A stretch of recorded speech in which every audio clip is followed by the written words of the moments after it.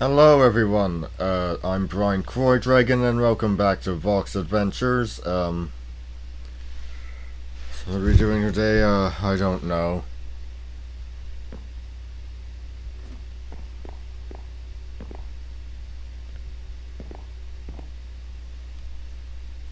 I really don't know, so what can I talk about? I've got work Friday, still going on with my Halloween movie marathon, watched, the 2017 version of La Mummy last night, gonna watch Nosferatu later.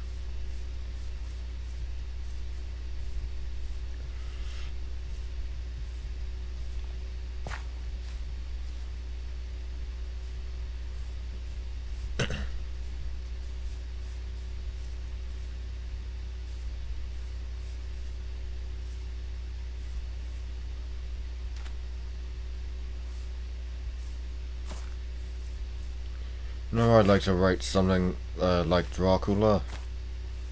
Maybe not using a vampire, maybe a fallen angel, but still.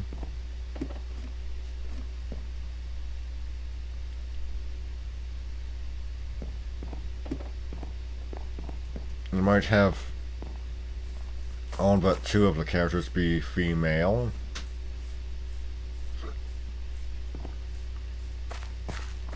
The fallen angel and Christian would be male.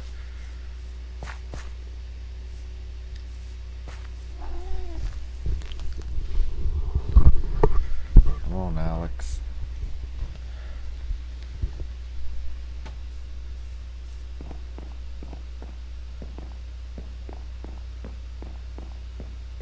I went last night and came across a place called Normandy. Very nice name.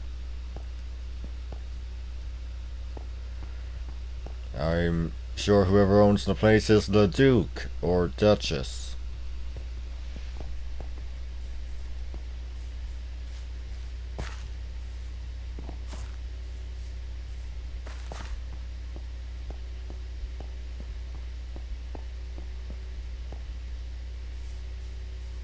So let's try going this way again.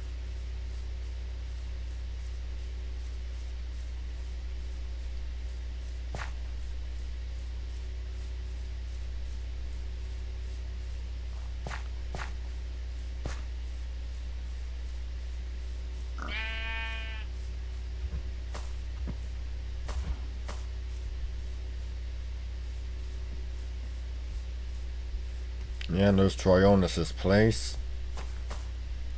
Very big place.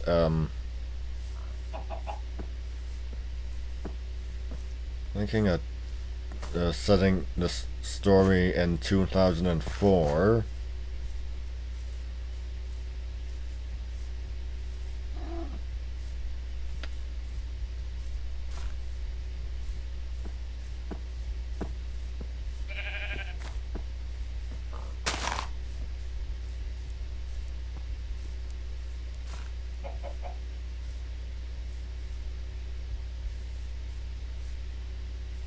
Yeah, 2004.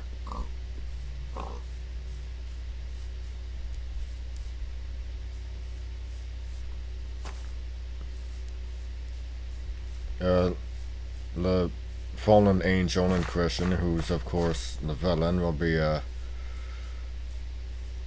in his physical form will be that of an East Asian man, taking inspiration from Dracula pages from a Virgin's Diary, which had a Chinese Canadian actor as Dracula.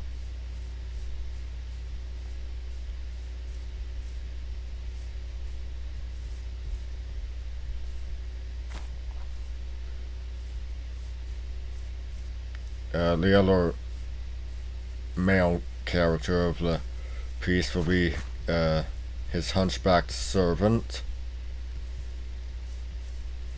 who will be black, taking inspiration from. There was a Dracula series some time in the last decade. Had Nonzo and Nosy, wonderful actor, as Renfield.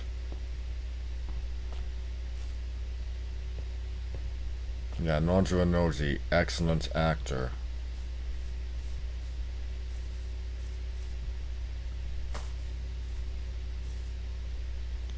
Too bad he's not a bigger name.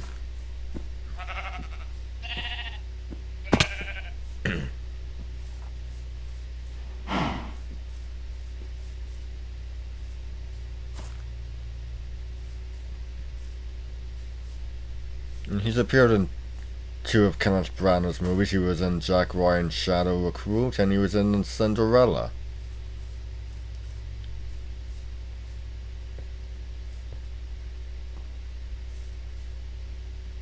In Jack Ryan's Shadow Recruit, he's an enemy agent who gets killed. Because, of course, what do you think's gonna happen?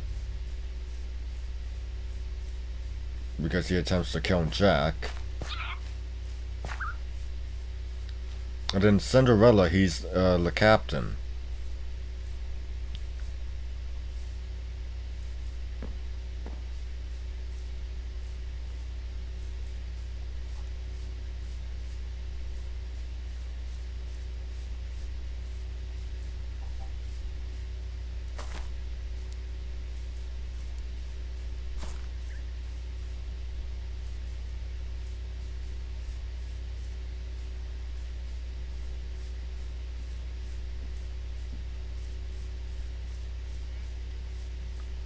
Yeah, so yes, as I said, the rest of the cast will be female, which will be a change from my usual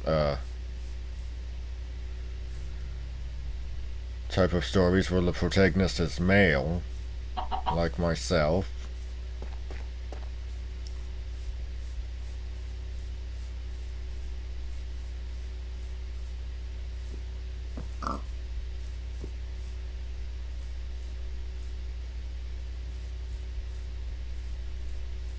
And she'll be a lesbian also.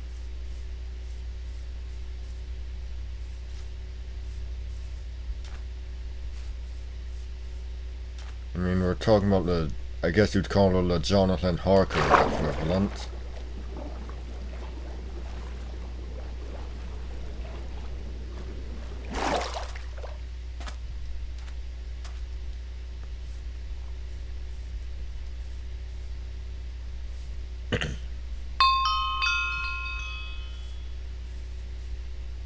And Lamina equivalent will actually be biracial, half white, half black.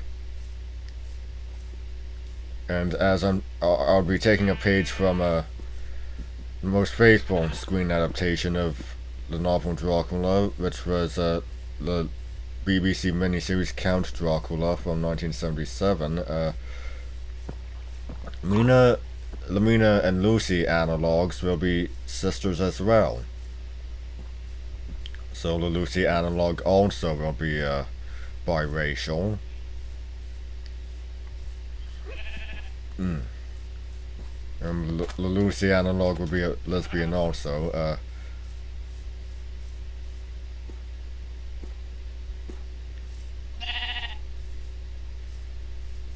The Arthur Homewood and Quincy Morris analogs will be combined. Again,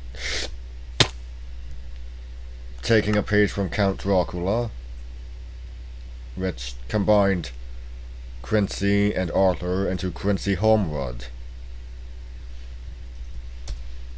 And the character will be obviously will be female, and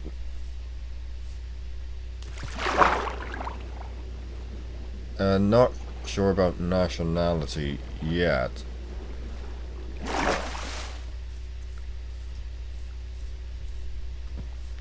I might take a page from The Impaling Warlord, where I think all of the heroic cast were Turkish.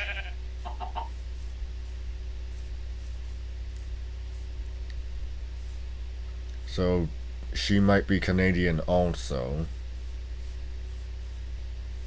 And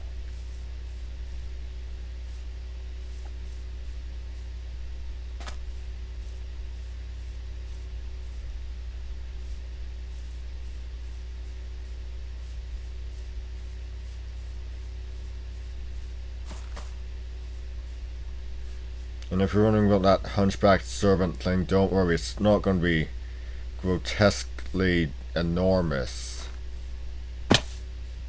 You know, bordering on caricature. It's just gonna be a slight curve in the spine.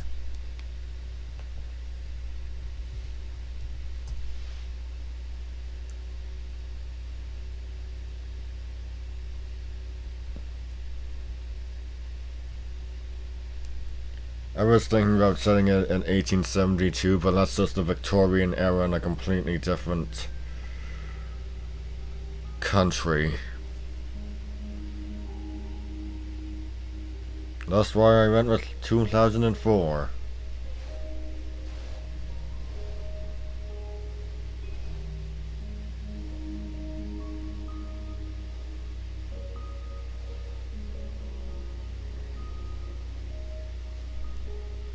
I quite like the Dracula story.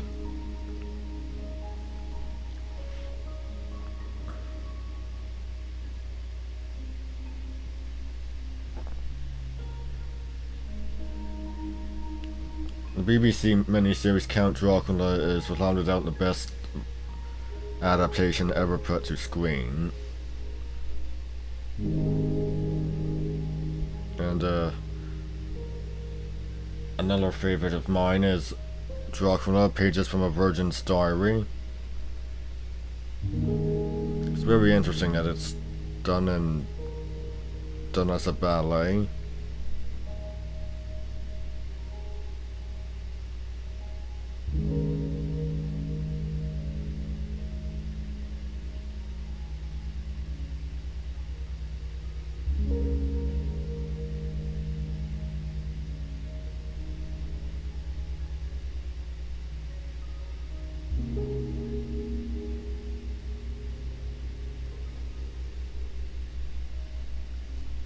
Hey, kitten.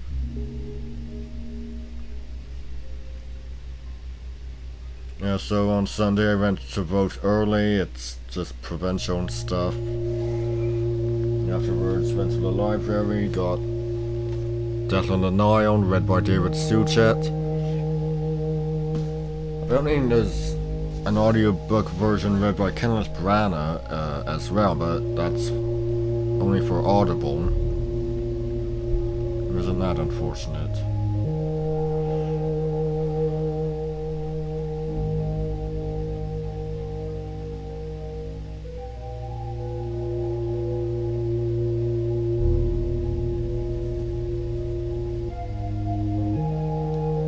I like Death on the Nile, one of my favourite Hercule Poirot stories, along with Murder on the Orient Express.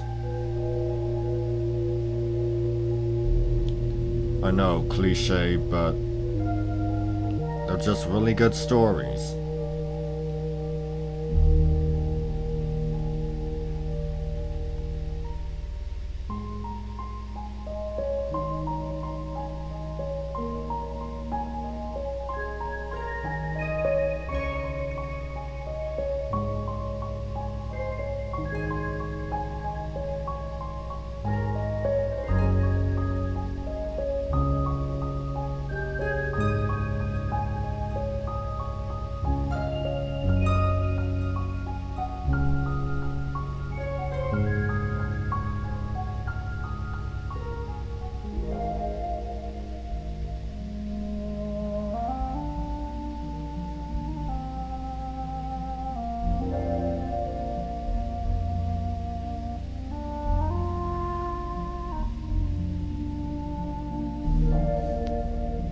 Hey, you.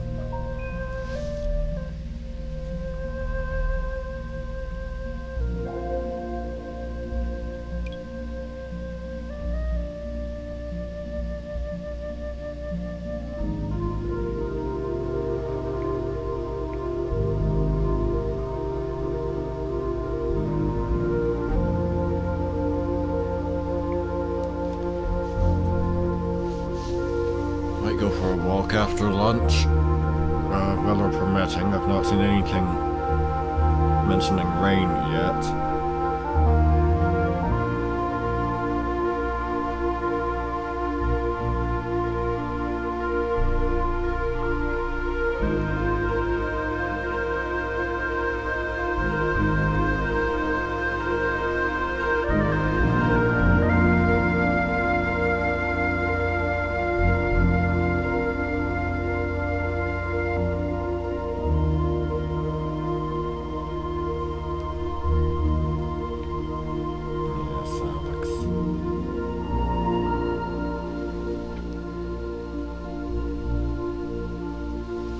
Might be able to hear him purring a bit. I'm not sure if the microphone caught it, but yeah, he's purring. He's purring. He's a happy cat.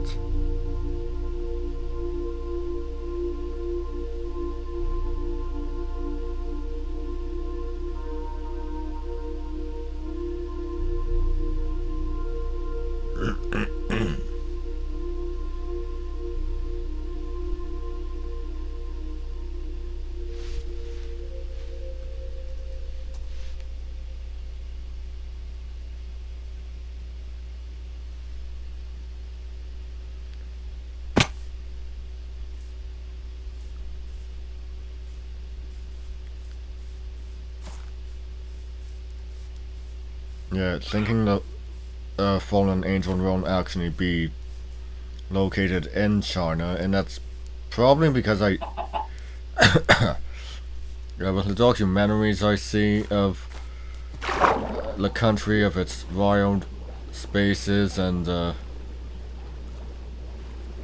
its old buildings, it just has a really great look to it. It's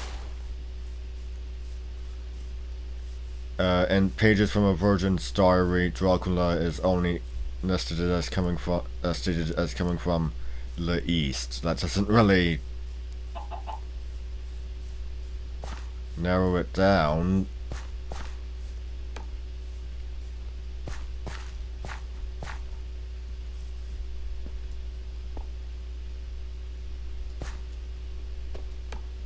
And I figure since the actor was Chinese Canadian, why not just have my villain be located in China originally? Because let's face it, it's a beautiful country. It's a beautiful country. And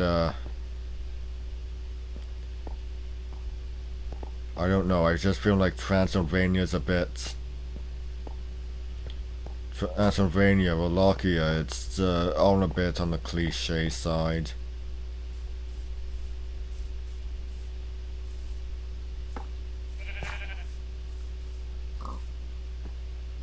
Speaking of China, Chinese fauna.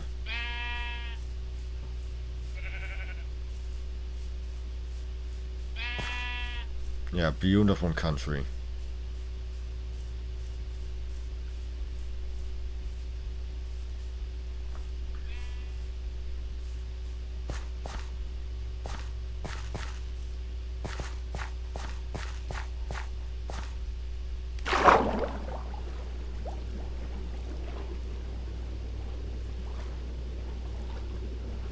And I'm actually thinking of having the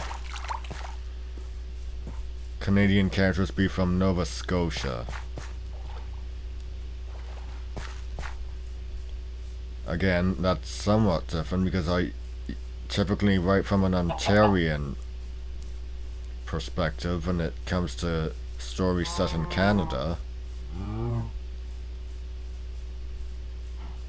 Because well, I'm an Ontarian.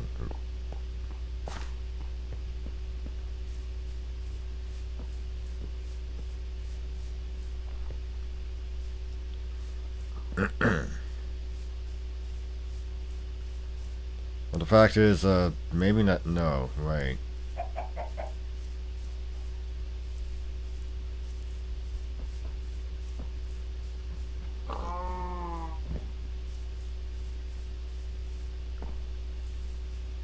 Nova Scotia's in the east, China's to the west, or... Yeah, jeez.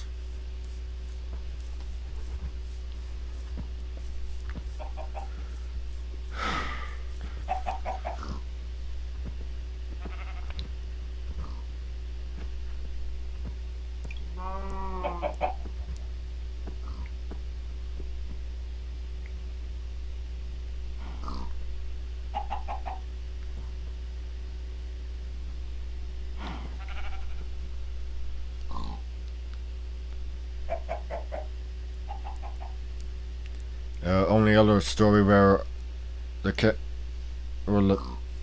no, wait, I didn't. In Ahab, the protagonists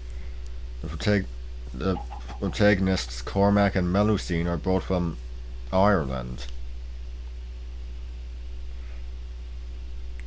Oh yes.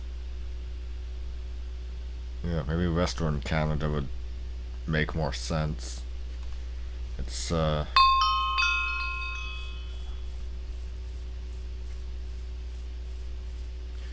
maybe Western Canada would make more sense than Nova Scotia.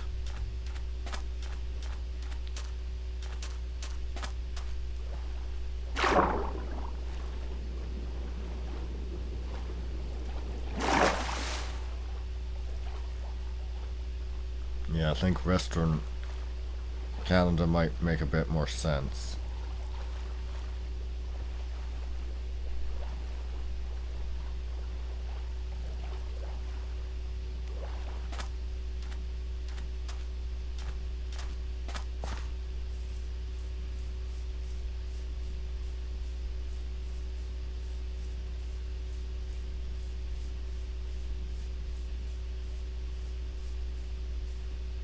Anyway, I've started writing my Northern Canaan.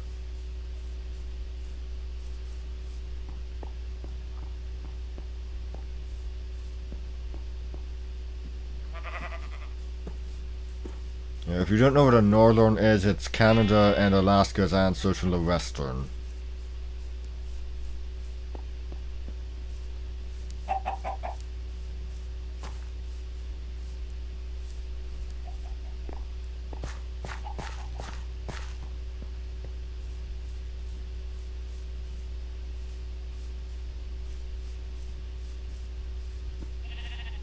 Kane, our title character, Kane Kanan, he's 61 years old, born in 1858.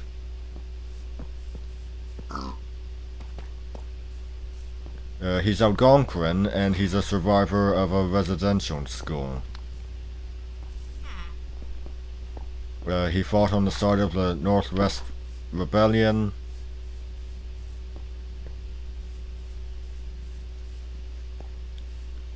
Participated in the Klondike Gold Rush.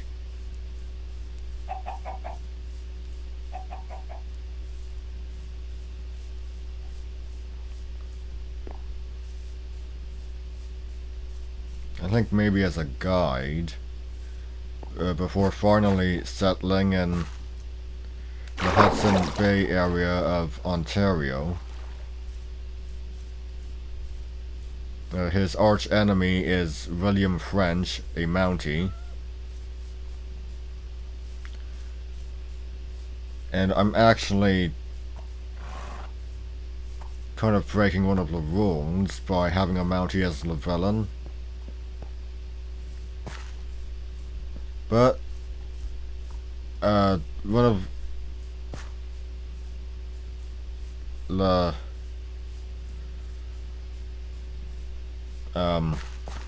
how do I put, one of the classic films of the Austrian genre,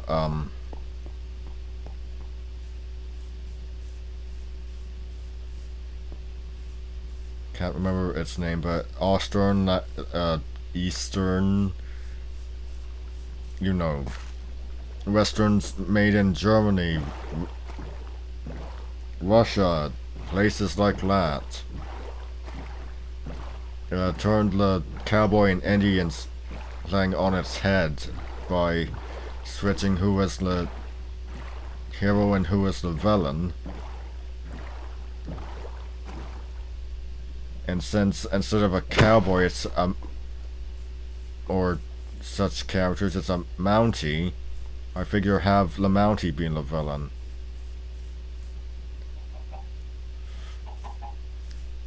William French, he's also 61 years of age. Yeah,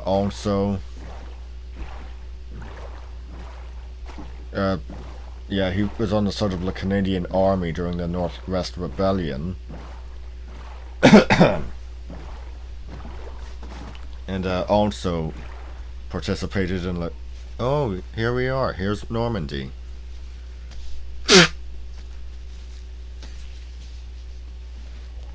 And also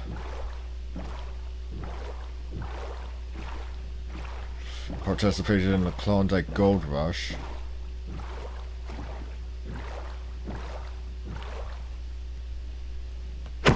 And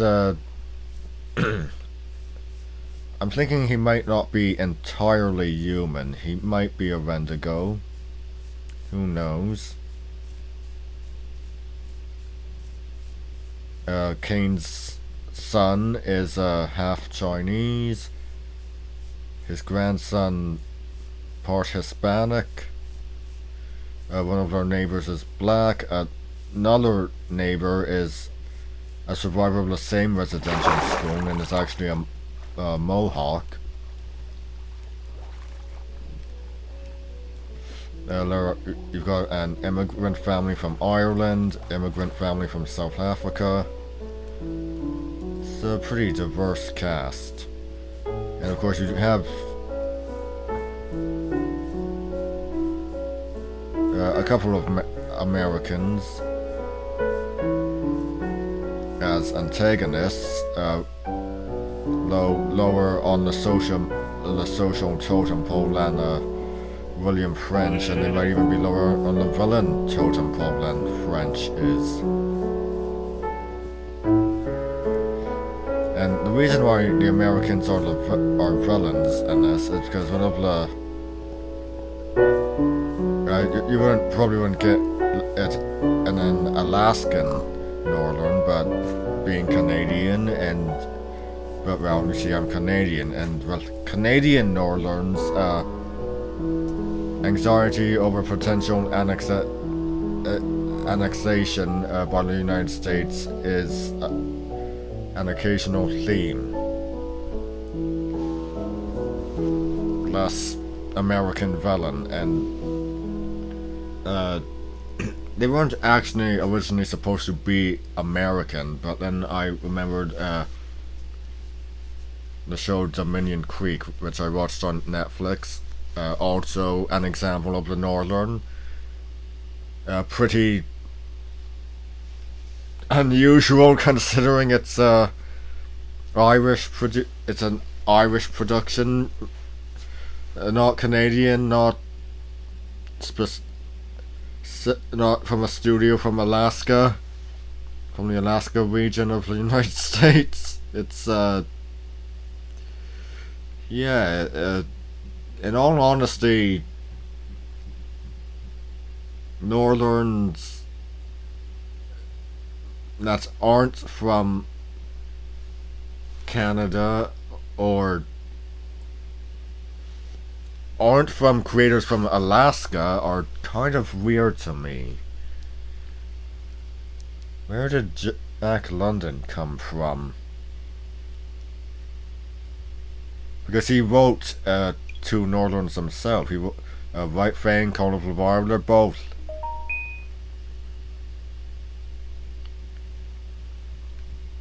They're both Northerns. Yeah, American, but where exactly?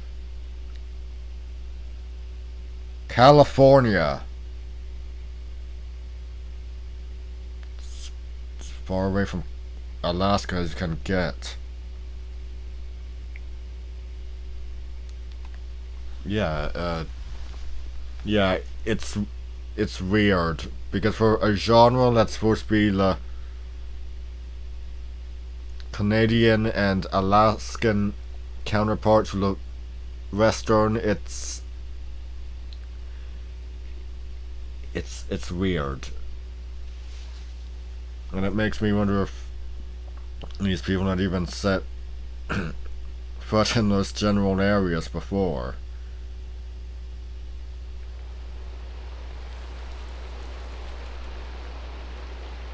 I mean, in this day and age, it's probably more likely that they did, but I wonder if Jack London ever had set foot in Canada or Alaska? Had he even taken part in the Klondike Gold Rush?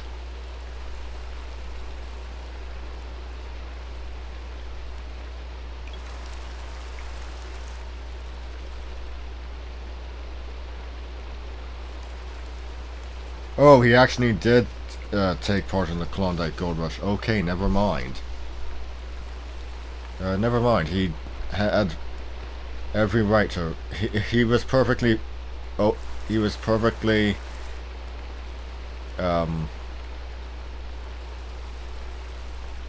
He was perfectly capable of writing a Northern, because round he'd been in the general area and taken part in one of the landmarks of the genre. Another one of them being, of course, the Northwest Rebellion.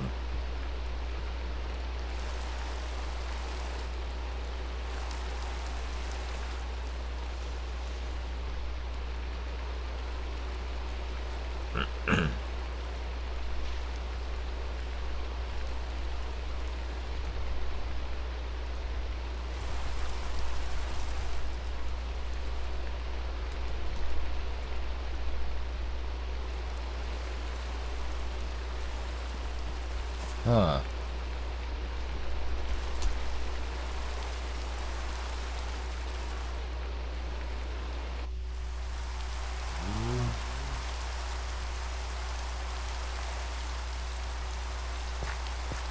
Yeah, I like the works of Jack London.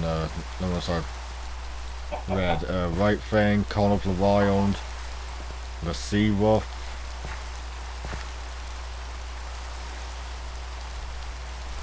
I own 3 screen adaptations of Call of the Wild.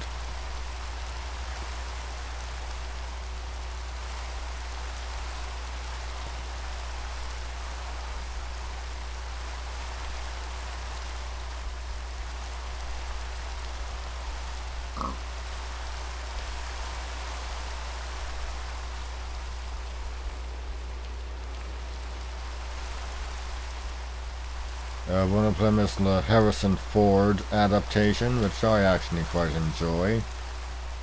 I saw it in the theater. Another is a film from 1992 with a Canadian cast, Canadian adaptation. Buck was played by a German Shepherd.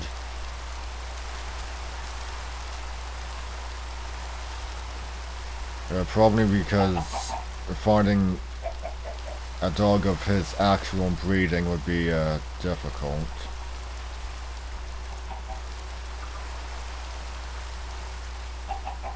Because let's see, he was half Saint Bernard, half some sort of sheepdog.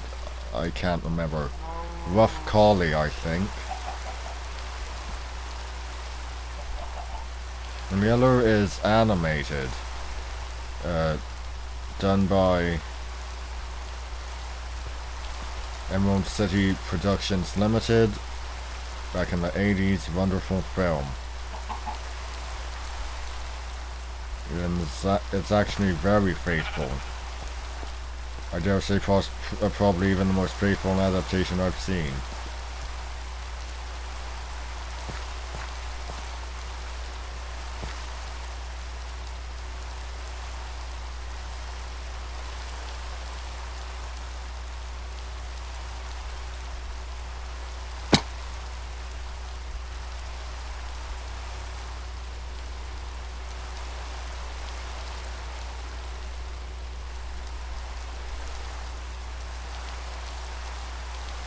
I've seen my fair share of White Fang.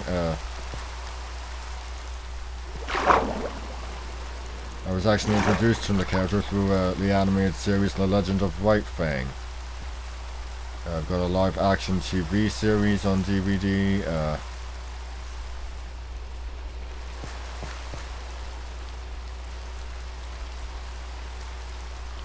I've seen a few animated films. Neither of them feature length, but still. And I've got the live-action Disney film on my watch list on Disney Plus.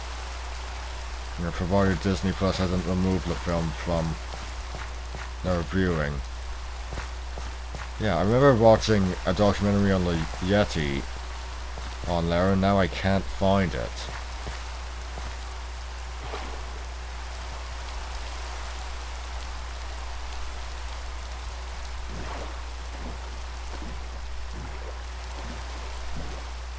Yeah, if you're wondering about French being a Wendigo, well, there is the weird rest genre, so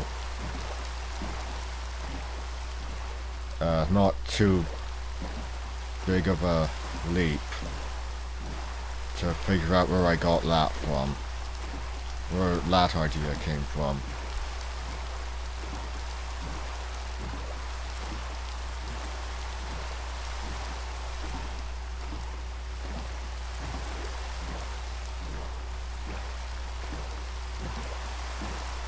Kane, he's heavily scarred, blind in one eye. French probably is heavily scarred too, but he's, in contrast to Kane, he's not held onto his humanity over the years. Sure, the Canadian Army was the victor against the Northwest Rebellion, but in the 34 years since, I imagine French hasn't exactly been that happy. He's probably been denied. He's probably been stepped over for multiple when it comes to multiple promotions, and probably isn't happy about being assigned to a town in the Hudson Bay area of Ontario.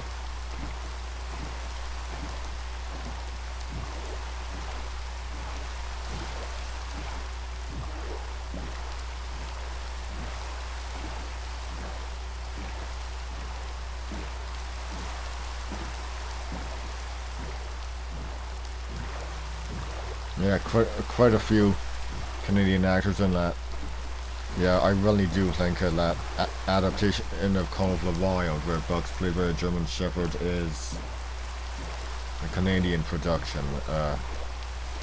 One of the characters is played by Eric McCormack. You've also got Richard Newman as Perot.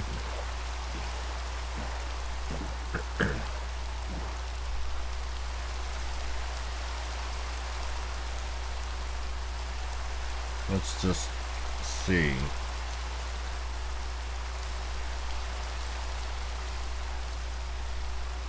Call of the Heart is another example of Northern, but that's not exactly a Canadian production.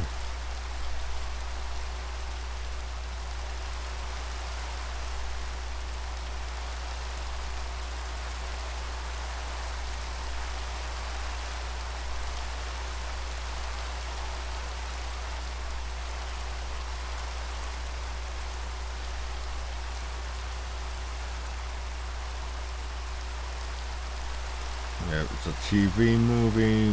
Where is the country of origin on that?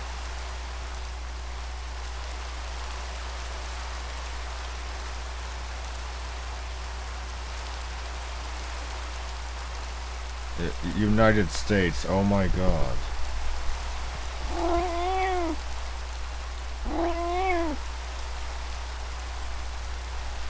Yeah, Eric McCormack was Hal.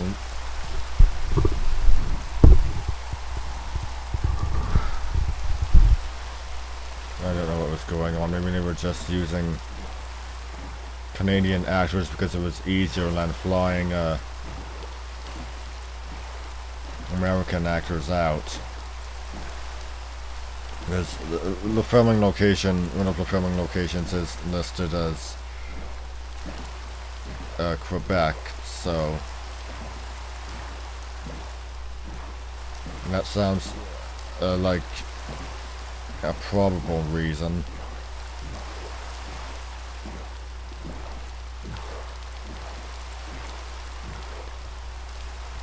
Although I don't think Eric McCormack is Quebec. Is from Quebec. I mean, I have no idea.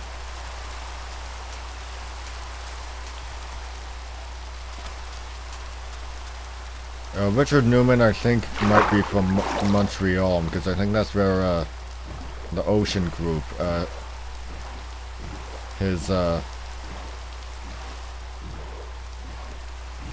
voice acting group he's a part of, is headquartered.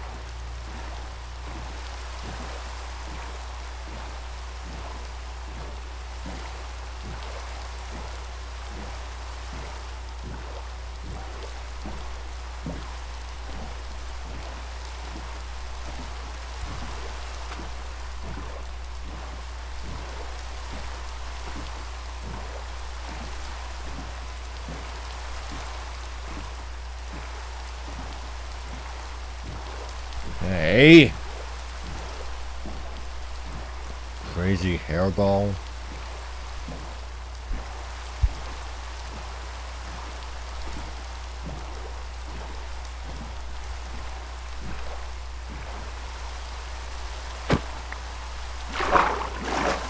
Crazy hairball.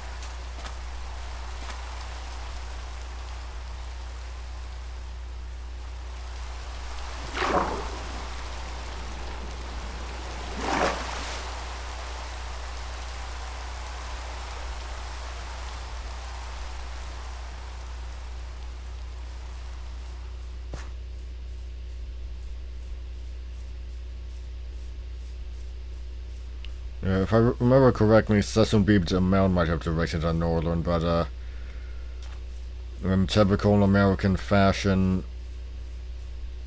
I mean, I don't know. At least it makes sense with the Klondike Gold Rush, with people from all over seeking to make their fortune.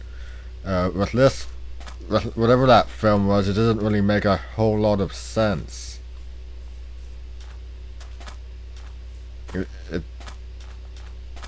You just have some American officer or whatever pursuing a criminal and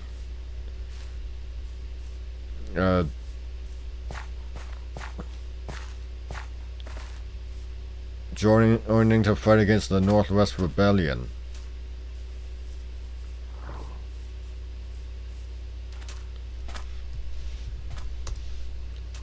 I don't know, I'm pretty sure it was just an excuse to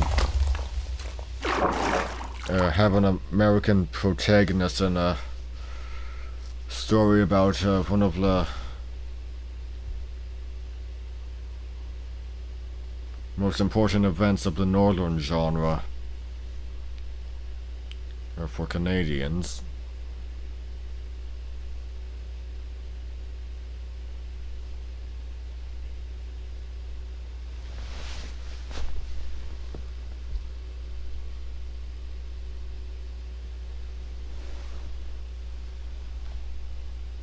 I don't know, you see it in a lot of American films. You saw it in The Last Samurai.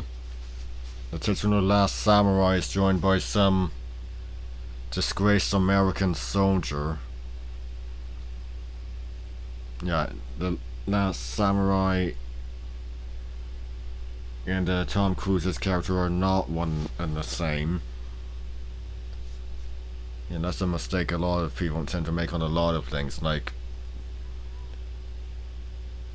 I don't know, a lot of people just presume the title character and the protagonist are one and the same.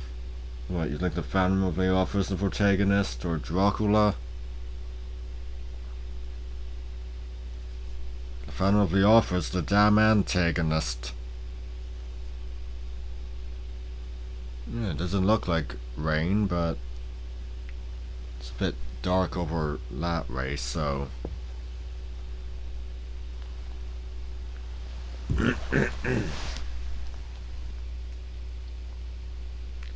You know, I could have just, I don't know, done this in the dining room, but let's see, what's more comfortable, one of the wooden chairs of the dining room or my bed?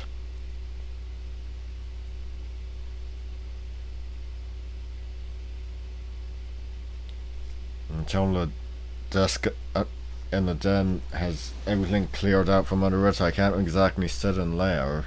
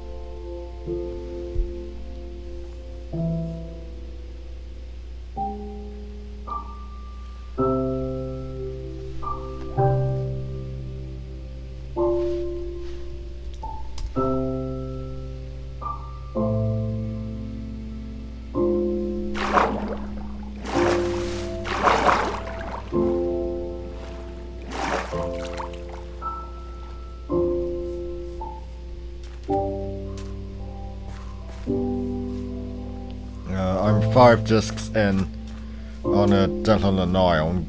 Just got 4 more to go. Yes, 4 more to go. And then I'll probably be able to return it on Saturday.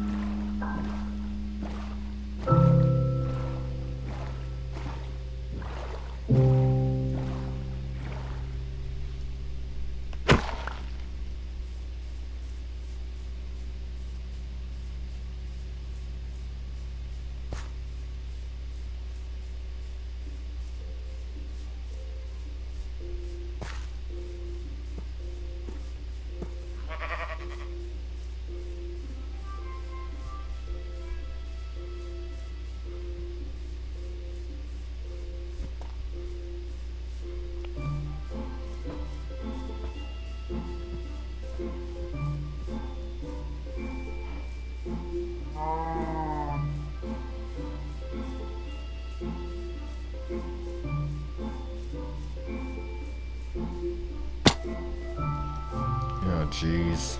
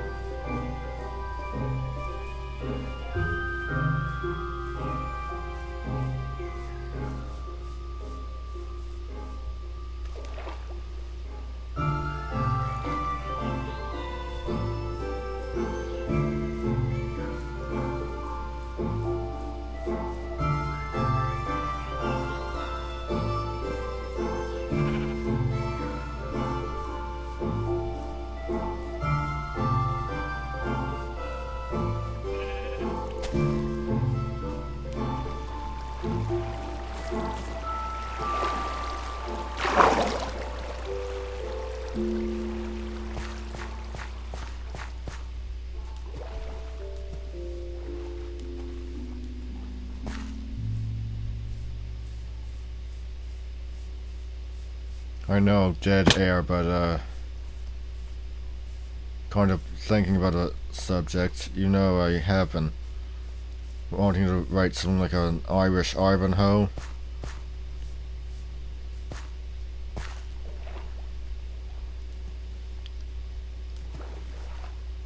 Yeah, well, Stephen Law had having written the King Raven trilogy, which moves the Robin Hood story to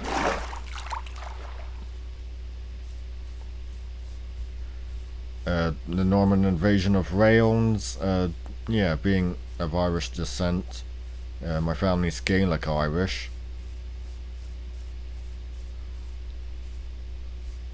Well, Gaelic Irish on my dad's side, Highland Scottish on my mom's, two different forms of Gaelic, so I guess it's just easier to say I'm Gaelic.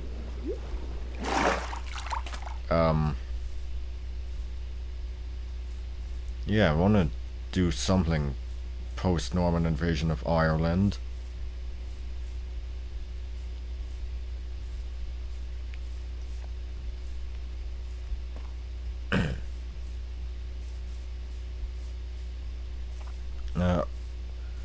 I was thinking of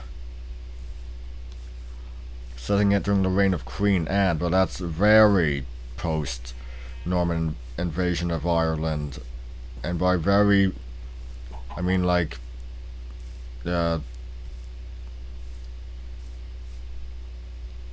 over 5 centuries after. That's post-Cromwellian conquest.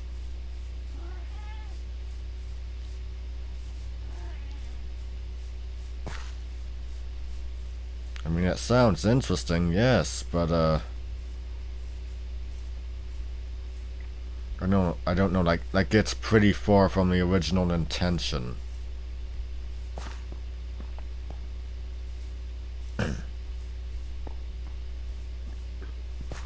Excuse me.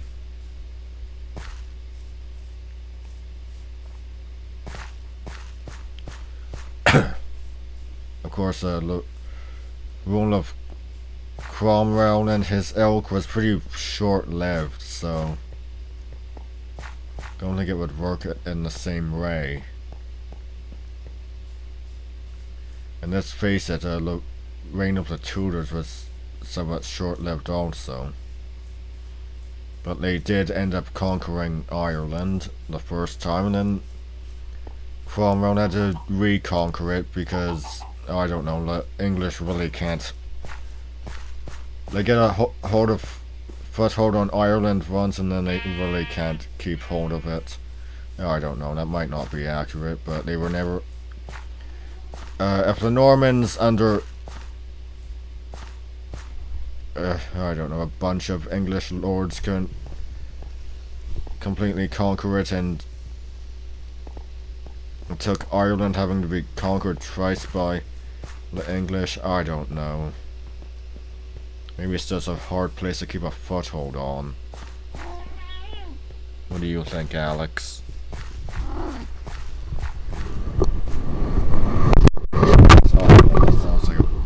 That sounds about right.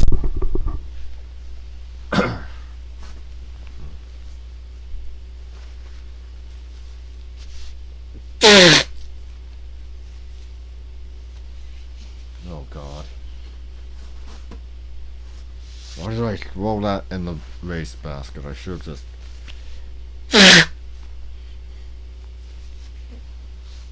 Okay, there we go. Clear sinuses. Yeah, for the most part.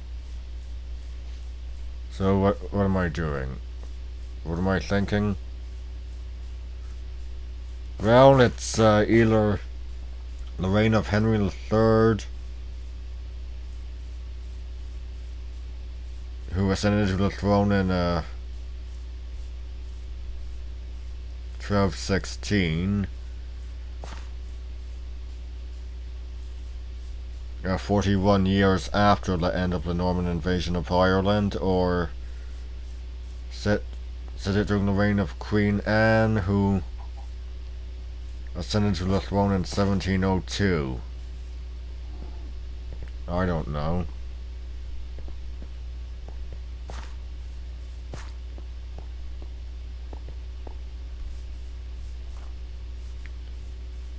13th century or 18th? What do I do?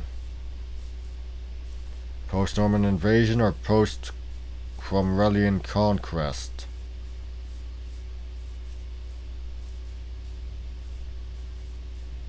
Well, I'm sure there was much rejoicing when Charles II returned. I don't know.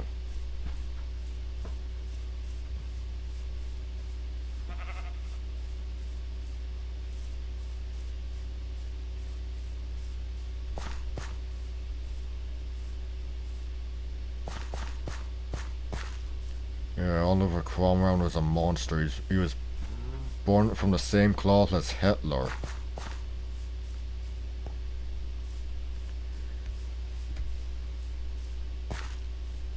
What Hitler did to the Jews, Cromwell did to my own people.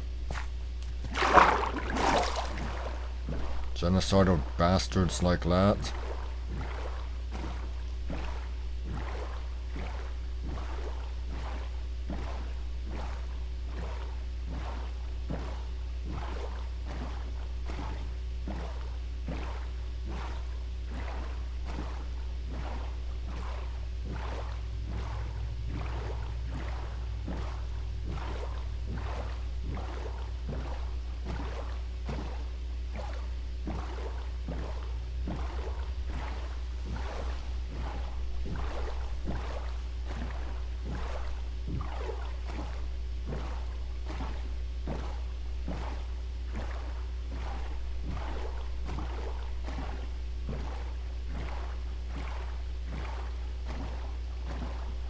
How far is this going to take?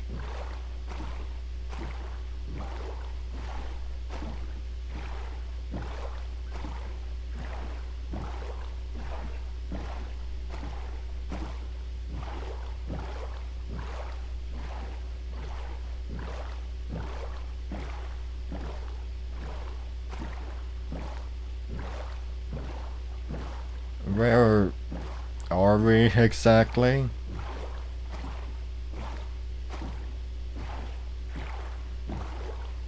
I have no idea.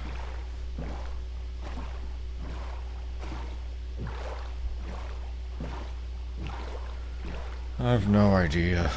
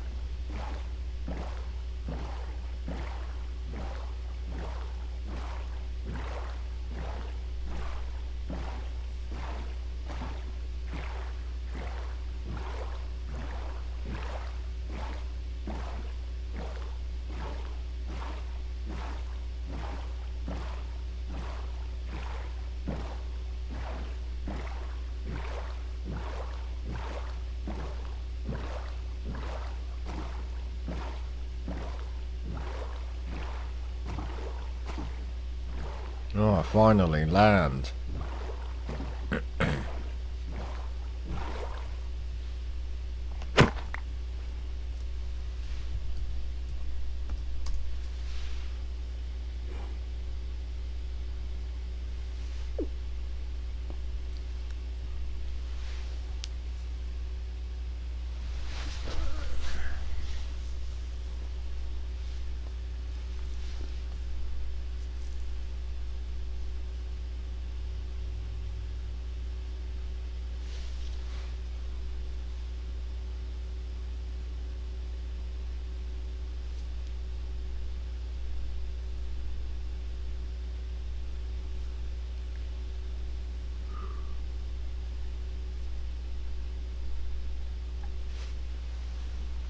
Well, as it says, stay hydrated.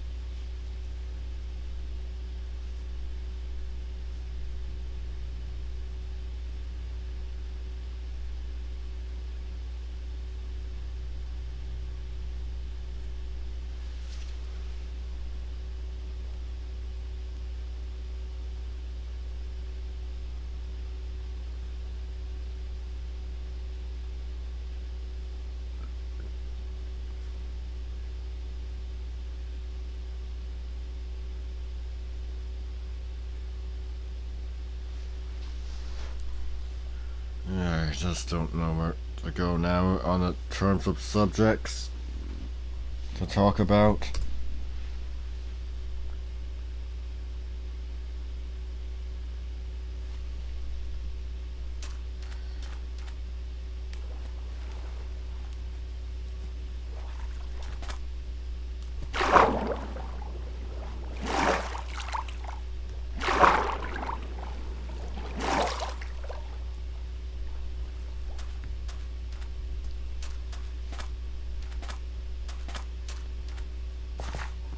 I'm quite a bit into the Alexander Lecaricon series. If I had, yeah, I don't know.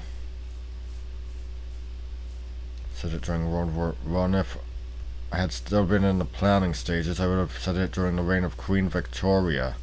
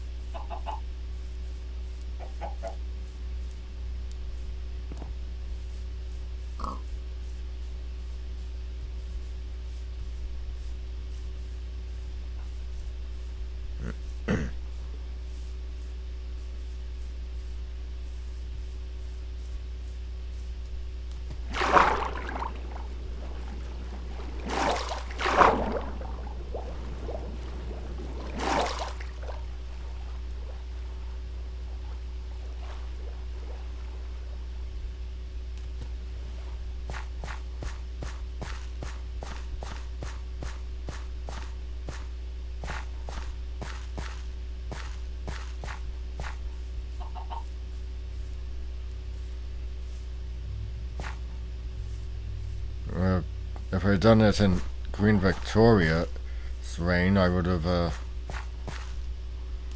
probably have made Captain Smith, rather than being a veteran of the Second Boer War, which, while a Victorian era conflict, having it at the tail, very much at the end of her reign. Probably would have made Captain Smith a veteran of the Canadian Army who fought against the Fenian raids. Probably would have gone for the 1870s.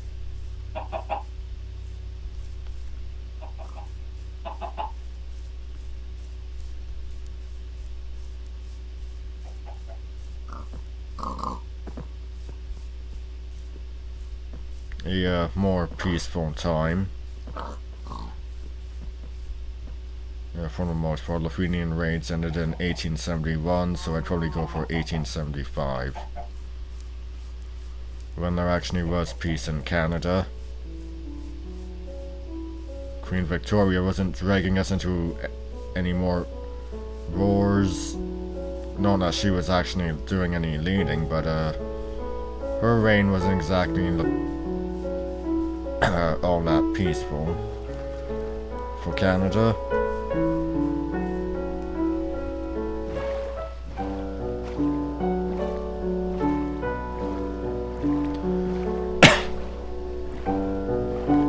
Red Lord, the maddest war, 18 years long, and then you had the 3-year-long Second Boer War, 21 years.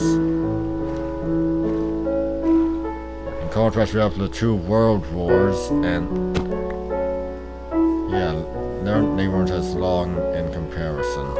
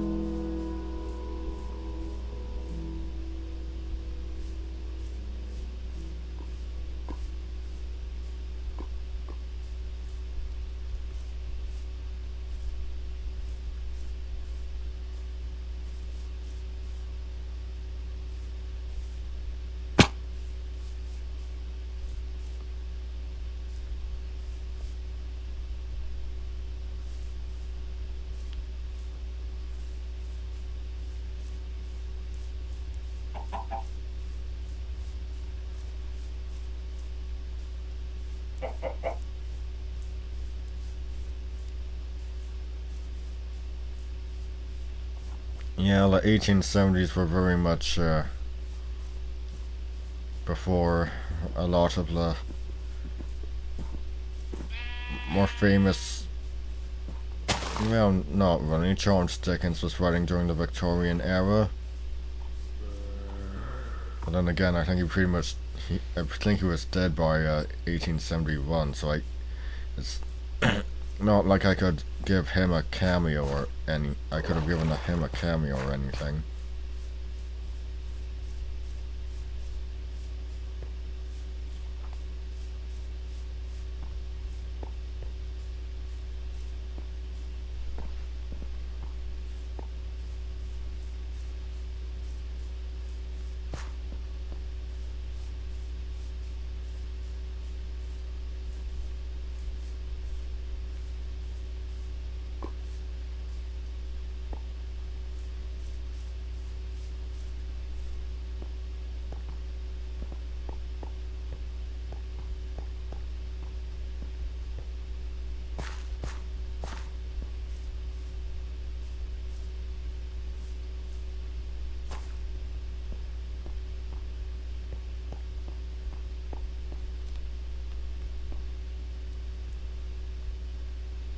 I don't know what that is. Can't be redstone.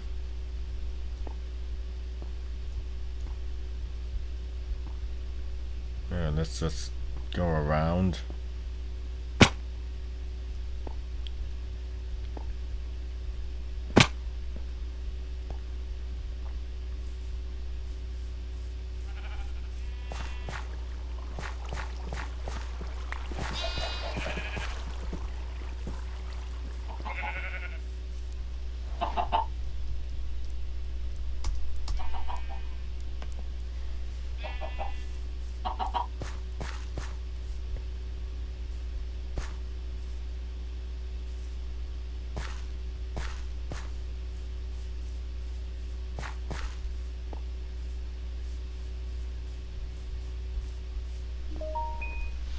We have more emails.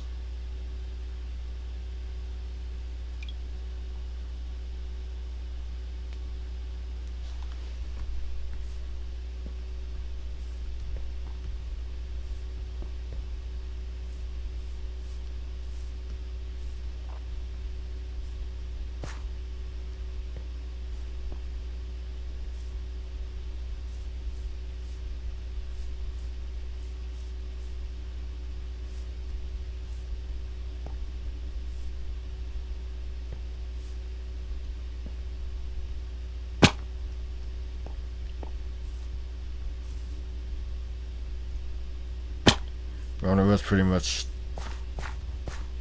the Victorian era where the city I lived was, I don't know, incorporated, whatever that means. It was in 1850, so I don't know. I think we've been existing far longer than that. Probably like, I don't know, reign of George the Third, maybe the Fourth. I don't know. All of those Georges, just one after the other. They just kind of merged together.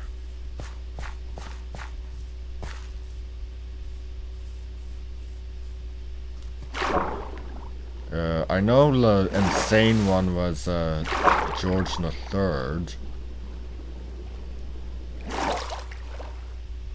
Yeah, I've seen the play.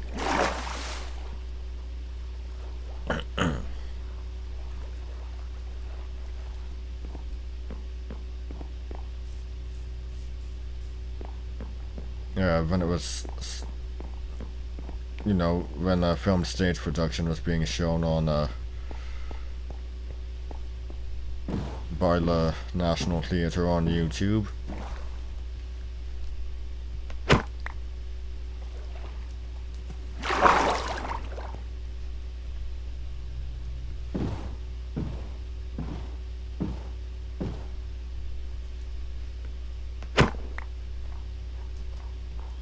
George the First was the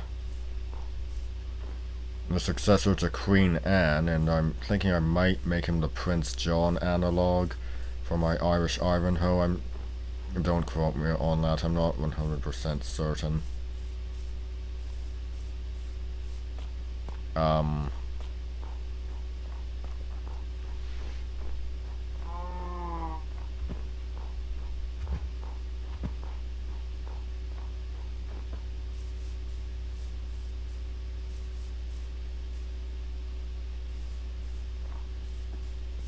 Yeah, George the Fourth. And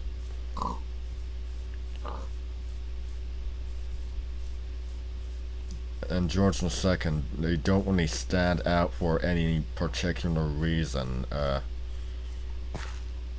mean, yeah, I know George the Fourth via Blackadder the Third, but other than that, I think I can only really remember George the Fourth as the grandfather of Queen Victoria. They pretty much just, except for a few notable reasons, they kind of just all meld together into one. I don't have this problem with Edward the First, Edward the Second, or Edward the Third. I mean, they're all perfectly memorable individuals. Oh, jeez.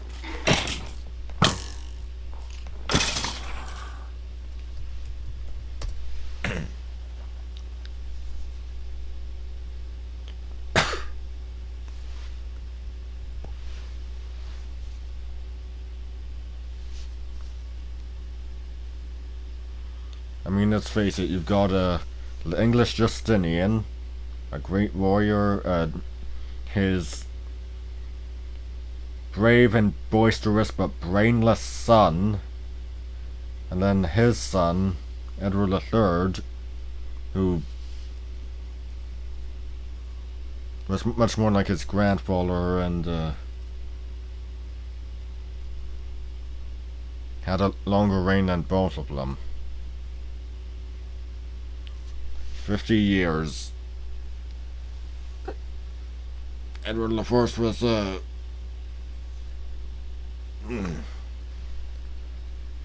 see, I think he won for 46, and Edward the Second, I think, what was it, 20, 24? Pretty sure it was 20 years.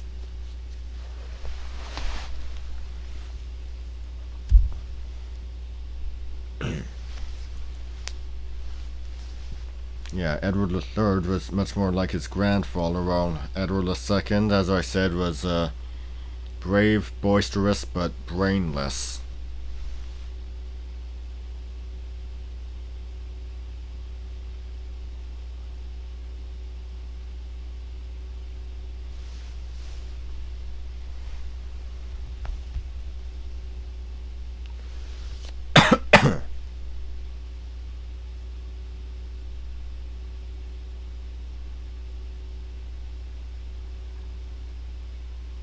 Yeah, I really don't give any of that nonsense of him and Gabston being lovers any real thought. It was just it was just something made up by their enemies.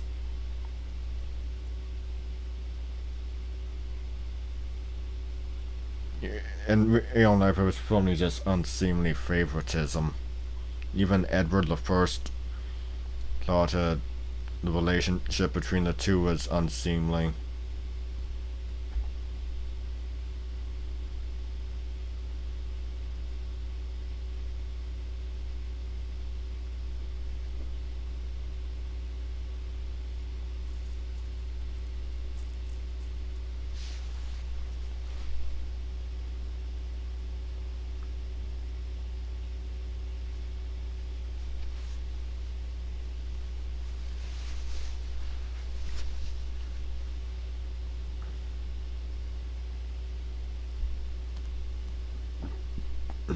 Excuse me.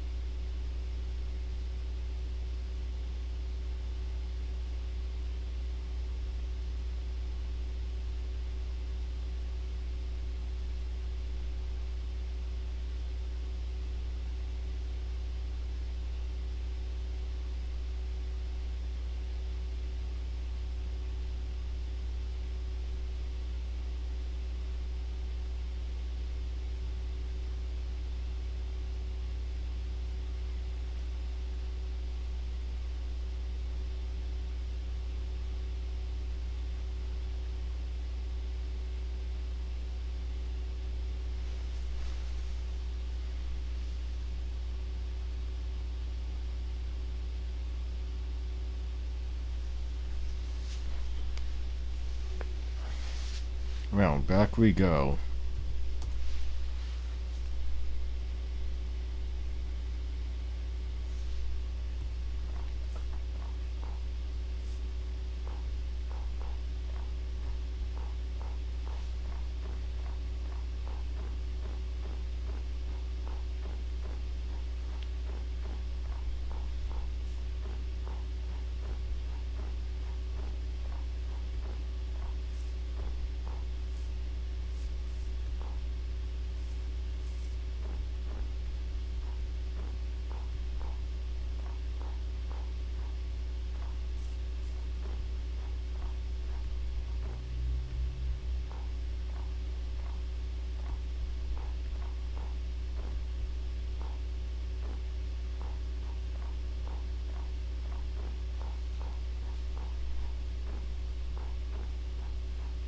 Oh, I think I remember this place.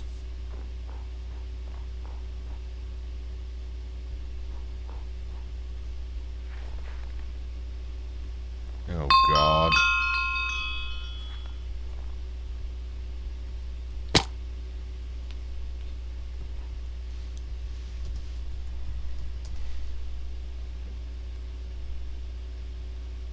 Not exactly sure if this is walking on the wind, but it doesn't even.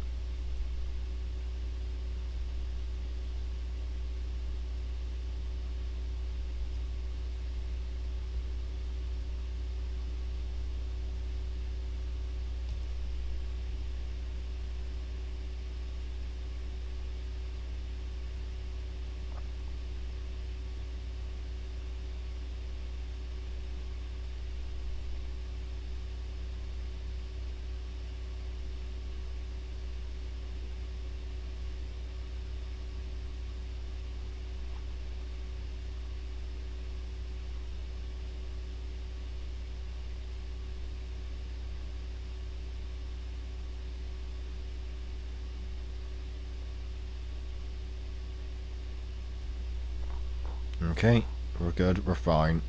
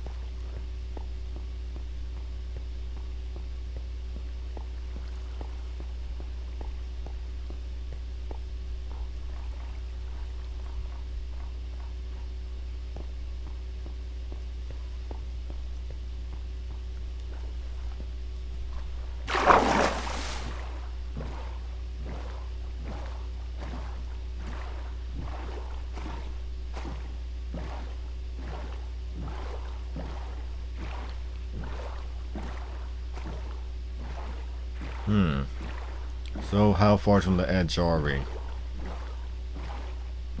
Uh, once races are back, I'll actually go with the whole. I'll go for the whole journey to the four edges thing properly to plant a sign.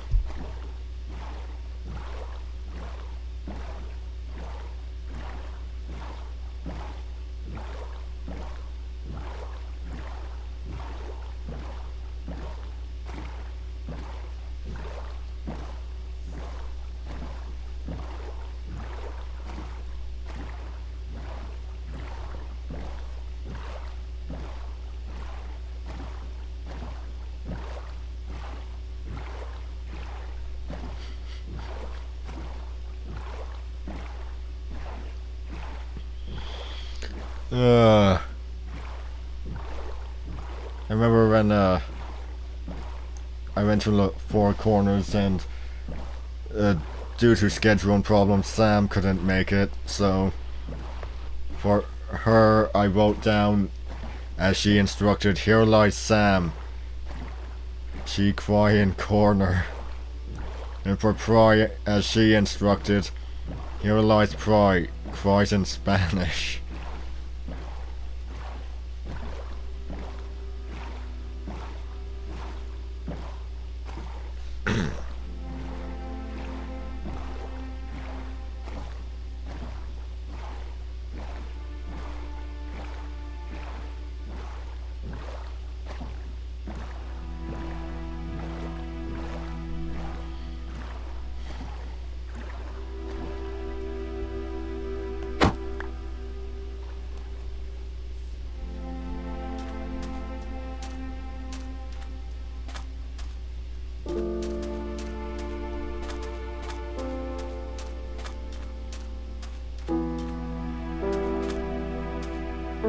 Hello? Now let's just keep going.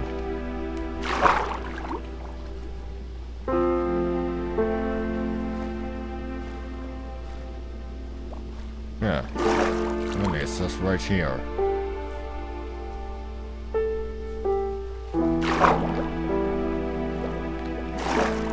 Okay, we've made it. Let's go to the Nether.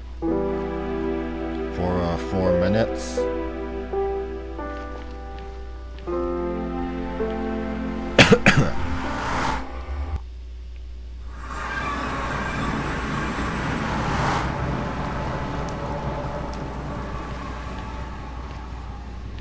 I'm gonna get lost here.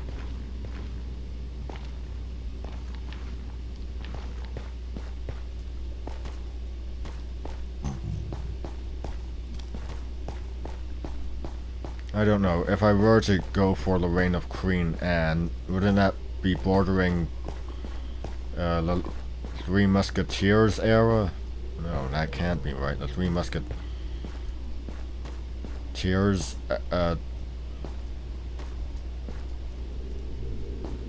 D'Artagnan died and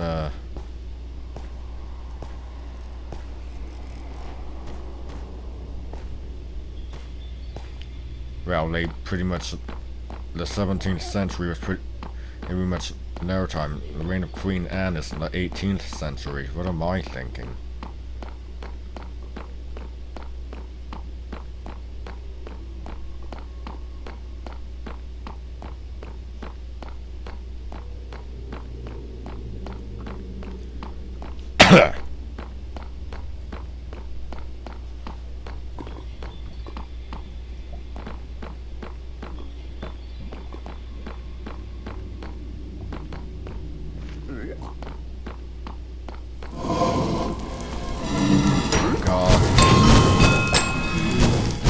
If I die, well, yeah, I'm going to, so.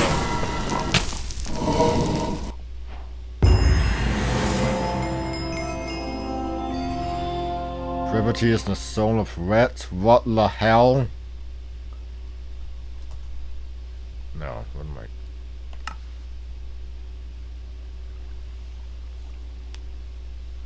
Journey a third of a league yonder by way of the Nether. Cover me in debris, obscured in the depths.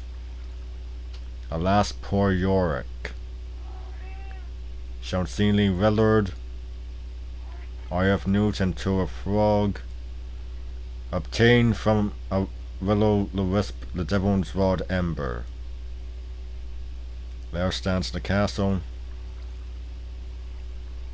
Act 2, Nether.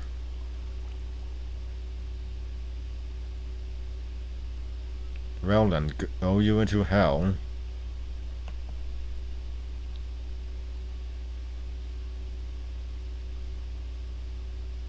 Master Touchstone?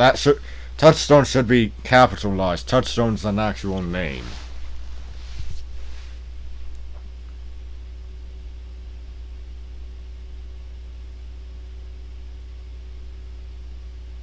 Enter a boat and float with a goat.